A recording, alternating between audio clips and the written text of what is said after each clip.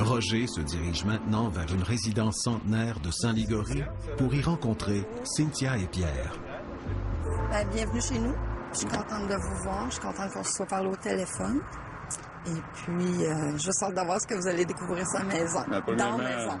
Je vais devoir visiter la maison en premier lieu, évaluer. Après ça, je vais pouvoir vous dire qu'est-ce que je vais faire exactement. Et ça devrait bien se dérouler. D'habitude, il n'y a pas de problème. OK, il n'y a pas de problème. On va visiter la maison, puis on va... Avec nous, suivez-nous. J'ai fait appel à Roger parce qu'il se passait des choses dans la maison. Il y a des phénomènes qui se sont passés qui m'ont rendue un peu nerveuse. Cynthia, veux-tu un peu m'expliquer qu'est-ce qui se passe ici? Je te dirais dans les plus gros phénomènes qu'on a vécu à date, celui qui m'a comme traumatisé le plus, là. En haut, c'est notre petit salon qui est adjacent à notre chambre. Il y a un soir, Pierre est à l'extérieur pour un contrat. Je suis couchée et j'étais plus que certaine qu'il y avait quelqu'un dans la pièce. Parce que des pas qui sont partis du bout, qui se sont envenus vers la porte qui tombe dans ma chambre en tant que telle. Dans cette pièce-là, il n'y a aucune manière que quelqu'un peut rentrer, sauf en passant par ma chambre. On est au 2e étage. Tout ce qu'il y a, c'est une fenêtre. Il n'y a pas de moyen de rentrer là. Connaissez-vous l'histoire de la maison depuis le début? Non. Non. On n'a même pas la date de construction. Okay. C'est quoi la date de construction environ? Environ 150 ans. Sont tous construits. 150. 150 ans. Ça, on l'a su par hasard parce qu'il y a une journée, on prenait un café, puis il y a quelqu'un qui a débarqué de la voiture avec une caméra, puis a pris des photos. Puis c'était une dame âgée qui était sur le terrain. Puis elle nous a dit que c'était sa famille qui habitait ici dans le temps. Puis c'est elle qui nous a fait évaluer à peu près 150 ans. Vous avez quel âge, à peu près? 70 ans. 70 ans. Puis tes chiens, est-ce que ça arrive de temps en temps qu'ils flairent? Bien, je te dirais, moi, j'ai 4 chiens. Puis c'est arrivé, à peu près 3 fois minimum. Un bon 3 fois, c'est pas 4 fois. Qu'on est assis dans la cuisine, on est tranquille, il se passe rien de particulier, puis que mes chiens partent à courir, s'en vont vers les marches. Au pied de l'escalier. Au pied de l'escalier, et ils attendent. Écoute, ça commence à m'intéresser. Je pense qu'on va monter en haut, puis on va continuer notre explication en haut. Merci beaucoup. On va voir ça. OK. Il y a une autre fois dans ma chambre, je monte pour aller me coucher. En montant en haut, j'ouvre ma porte, juste en l'entrouvrant. Je sens qu'il y a quelque chose en arrière de la porte, qu'il y a comme une petite résistance. Fait que j'ouvre la porte un petit peu plus pour voir qu'est-ce qu'il y a en arrière, puis je vois mon toutou. Puis c'est ça qui s'est déplacé en arrière de la porte. Là, jusqu'à la porte fermée, là, qui s'est ramassée en arrière. Fait qu'il a quand même fait... Ça veut dire que la porte était fermée. Il était adossé comme ça. Encore là, il n'y a aucun moyen de fermer ma porte de chambre et d'accoter le toutou, sauf que pour repasser encore par la fenêtre du 2e étage. Puis tu es certaine que dans la chambre, il se passe rien de plus? Là? Non, ben déjà là, c'est pas mal, je trouve. Tu trouves? Ouais. Toi, est-ce que ça te fait peur ou c'est... Je peux pas dire que ça me fait peur. Je suis stressée. Je suis nerveuse. Mais j'ai pas peur. La seule affaire qu'il y a, c'est qu'à tous les soirs, quand je rentre dans ma chambre, je regarde si mon toutou est encore bien placé. Fait que je le place d'une certaine manière pour être sûre qu'il n'y a rien de changé. L'équipe de Paracontact installe les instruments d'enregistrement et les capteurs de mouvement. Lucie installe un magnétophone dans la pièce où Cynthia a entendu des pas se déplacer vers sa chambre. Ce que je souhaiterais énormément de Roger, c'est qu'il me confirme qu'il y a vraiment quelque chose dans la maison. Moi, dans ma tête, c'est un homme. Qui me le confirme aussi et qui me dise pourquoi il est dans la maison. Cynthia et Pierre, ils croient que c'est un homme, mais moi, personnellement, j'ai l'impression qu'on va faire affaire à une femme, dont j'ignore l'identité pour le moment. Mais on verra plus tard qui elle est et qu'est-ce qu'elle veut. L'équipe vient tout juste de terminer son installation et déjà, des phénomènes étranges se sont produits dans la maison. Pendant qu'on visitait votre maison, le reste de l'équipe ont installé des appareils, dont les enregistreuses, etc. Et pendant la pause, on a réécouté les appareils, dont les enregistreuses, et puis on a capté un PVE, phénomène de voix électronique, qui se déroule dans la pièce adjacente à votre chambre. J'aimerais te le faire écouter pour voir qu'est-ce que tu en penses. Oui? Tiens. Tu as juste à peser sur le play.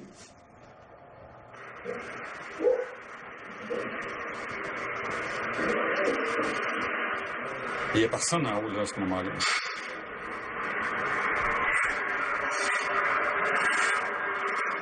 Il y a quelqu'un qui marche. Oui. D'après toi, est-ce que le chien, c'est lequel, d'après vous?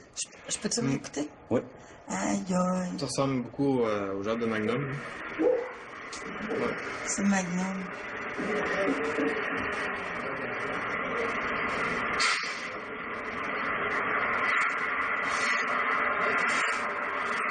Fait que le chien a sûrement flairé quelque chose pendant qu'il était en bas. Et on entend ces bruits-là, dont un murmure. On ne sait pas trop c'est quoi. On pense que c'est des cintres, Puis on pense que c'est des pas qui glissent sur le plancher ou des grattements proches de l'enregistreuse. OK. Veux-tu l'écouter une dernière fois? Oui. Quand Roger m'a fait écouter l'enregistrement, le premier feeling, c'était la panique. Parce que ça faisait juste confirmer des bruits que j'avais entendus.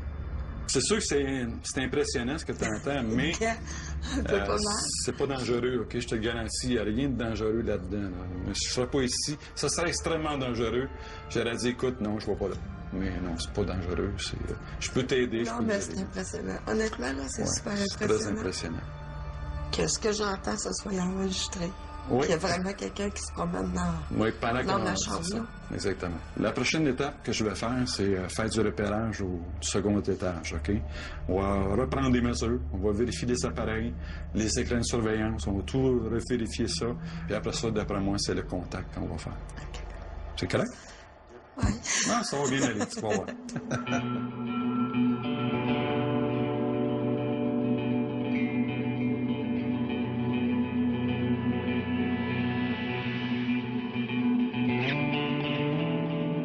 Là, ce qu'on va faire, on va prendre la lecture des champs électromagnétiques. Ça, c'est les champs qui sont générés par les fils électriques, tout ce qui est électrique. Nous, ça nous permet de savoir s'il y a de l'énergie. Plus que ça fluctue, plus que des champs électromagnétiques, plus que nous, ça nous donne des indices. Fait que plus ça monte, mieux que c'est pour moi. Durant l'investigation, Roger et son équipe tentent de savoir d'où provenait le bruit sur l'enregistrement. C'est le son qui est pas assez fort. Parce que le reste, là, c'est tout en... Parce que le bruit qu'on entend, c'est proche de l'enregistreuse. Le bas du rideau. Le bas du rideau? Là, ça soit plus fort que ça. Mais ce soit les scènes, ce soit ça, mais il faut que ça soit proche de l'appareil.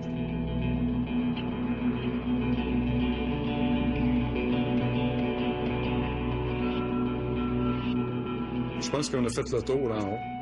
On va se préparer pour établir le contact en bas. De toute façon, qu'est-ce qu'il y a en haut va vraiment sentir notre présence pour vouloir possiblement communiquer avec nous. Oui.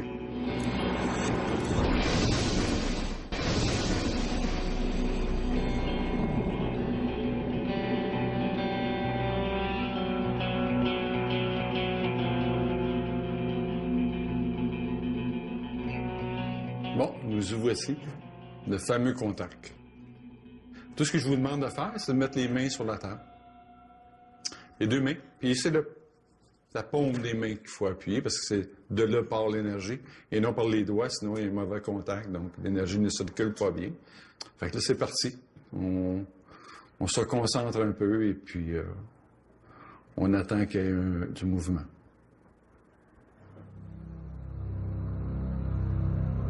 Est-ce qu'il y a quelqu'un? Oui ou non? Répondez. Un coup pour oui, deux coups pour non. Est-ce qu'il y a quelqu'un?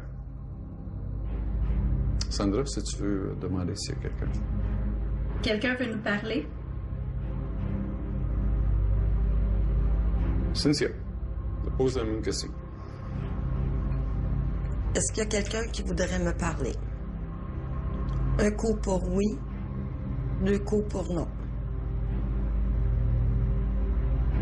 Faites-le maintenant.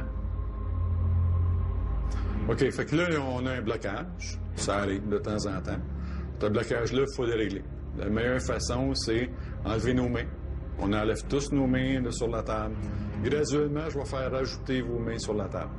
Et là, je vais voir où est le blocage, exactement. J'avais comme l'impression que c'était carrément moi. J'avais du trouble de me mettre dans le beat de la séance parce que je savais pas dans quoi j'embarquais. Fait que, Sandra, tu mets tes mains la première. Est-ce qu'on peut déjà faire un contact, oui ou non? Oui, OK. Lucie? Est-ce que tu es prête à communiquer? Oui ou non? Oui ou non? C'est un oui franc? OK. Donc, le blocage n'est pas là. Fait que, Pierre, rajoute tes mains. Est-ce que tu es prête à communiquer? Oui ou non? T'es pas prête encore? OK. Bon, curieux, ça. T'es pas prête. Donc, c'est-tu quelqu'un de nous qui est bloqué? OK. Est-ce qu'on peut présumer que Cynthia a fait un blocage involontaire? Oui. Mais Cynthia, mets ta main. Elle ne veut pas te faire peur, OK? Donc, c'est important pour elle. Donc, est-ce que tu es une femme? Oui ou non? Est-ce que tu es une femme? Oui, réponds, tu peux répondre. Est-ce que tu es une femme qui connaît Cynthia? Tu ne connais pas. Ça veut dire que tu n'appartiens pas à sa famille? Non. OK. Quand la table a commencé à bouger, première des choses, je criais pas partout. C'est peut-être ça qui me déconcentrait un peu parce que je regardais les mains des gens pour savoir la puissance qu'ils pouvaient appliquer sur la table. À un bout de temps, je voyais Roger avec une main en dehors de la table. Fait que là, la pression d'une main d'un côté, plus les deux miennes en sens contraire. C'est à ce moment-là que j'ai commencé à y croire. OK. Donc, tu es une femme, oui ou non? C'est quoi ton prénom? A, B, C, C, A, B, C, D. Lettre par lettre. L'entité épelle son nom. Cécile Deschamps? OK. Est-ce que tu peux me dire l'époque où est-ce que tu étais? Est-ce que c'est 1920? Mais tu peux juste attendre que j'arrive à un bon moment pour répondre, OK? Ne bouge pas pendant ce temps-là. 1930. 1940. 1950. 1955. Dans les années 50-60. Tu habitais ici? Est-ce que tu avais plus que 60 ans quand tu es parti d'ici? Plus que 70 ans. Pas loin de 70? Est-ce que tu as été enterré dans le village? Oui. Dans un cimetière dans le village? Oui. OK. Est-ce que tu es toujours ici, toi? Non. Tu viens ici de temps en temps? Oui. Combien de fois par semaine? Tu viens-tu ici à toutes les semaines? Non? Es-tu à tous les mois? Combien de fois? 1, 2, 3, 4. Quand même 4 fois. Mais c'est pas toutes les semaines, là. Non. OK. Cynthia, là, je te demande de poser des questions. Si tu veux savoir c'est qui, pourquoi, etc., je te donne entier contrôle. Est-ce que c'est toi qui as fait bouger le toutou dans ma chambre? Ah, bonne question. Est-ce que tu l'as soulevé complètement?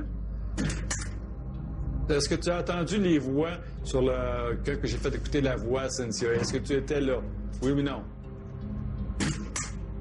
Quand on a entendu la voix que j'ai enregistrée, est-ce que tu as, premièrement, traîné les pieds à côté de l'appareil? Oui ou non? Est-ce que tu as fait bouger des cintres dans le garde-robe, dans la garde-robe? C'est pas des cintres. Peux-tu me dire c'est quoi qui bouge? C'est quoi? A, B, C, D, P, Q, R. Deuxième lettre. B, C, H, I. Troisième. Des rideaux. Ça a fait bouger pas à peu près. Est-ce que c'est quelqu'un de ta famille qui est venu prendre des photos il y a quelques années? Est-ce que c'est ta fille qui est venue en voiture prendre des photos? C'est quoi son nom? B, C, D. D. D, A, B, C, D, E. Denise? Est-ce que tu es parti ici en laissant des choses en suspens? Donc, es-tu partie heureuse, premièrement? Étais-tu complètement heureuse quand tu es partie d'ici? Ça touche un point sensible, hein? Est-ce que tu as des choses à régler avec quelqu'un? De la famille? Oui. Est-ce que tu veux qu'on parle à quelqu'un pour toi? Tu veux qu'on parle à Denise pour toi? T'es partie d'ici, ta fille, hein? Oui. T'es arrivé quelque chose avec toi et ta fille. Donc, tu as regretté son départ. Elle aussi, elle a regretté d'être partie. Mais vous vous êtes jamais reparlé, n'est-ce pas? OK. C'est important pour toi de refaire ce lien-là avec ta fille. C'est pour ça que tu es ici, dans le fond, parce que tu te morfonds par rapport à cette situation-là. N'est-ce pas? Oui. Est-ce que tu penses que tu as des choses à te faire pardonner? Parce que t'as pas été douce. Mais, ouais. Est-ce que, après la séance, tu veux toujours qu'on garde contact, toi et moi? Sérieusement, je sais pas si je vais pouvoir cohabiter avec elle, mais essayez. Tu sais, moi, de porter, comme je rentre dans ma chambre, je dis bonne nuit, Madame Deschamps. Fait que c'est ce petit bout-là que je sais pas encore. C'est sûr que Cynthia est craintive. Elle s'imagine que la fameuse Cécile va toujours être présente dans la maison, mais c'est pas le cas. C'est juste un passage, elle est ici momentanément. Donc, elle n'habite pas ici. Cécile, écoute, ça m'a fait plaisir de pouvoir t'identifier, savoir qui tu es. Et puis, tout ce que je souhaite, mais répondre à ton message, puis divulguer ça à ta fille, OK? On va tout faire pour le faire. Si on peut retracer les gens, puis essayer de livrer le message de Cécile, moi, je pense qu'il faut le faire. Tu sais, juste le fait de livrer ce message-là, mais je pense que pour nous, notre mission est accomplie. Ce que je vais retenir de ma soirée, qu'il y a vraiment quelqu'un dans ma maison. Ça, c'est la première des choses. Qu'elle va rester dans la maison. Que je lui demanderai pas de partir. Qu'il faut garder l'esprit ouvert à quelque part. Je pensais que je l'avais, mais je m'aperçois qu'il faut que je l'aille encore un peu plus. C'est sûr que mon travail, moi, ça n'arrête pas là. C'est sûr que là, un long travail de recherche va s'entamer avec la coopération de Cynthia. On va essayer de découvrir la famille en question.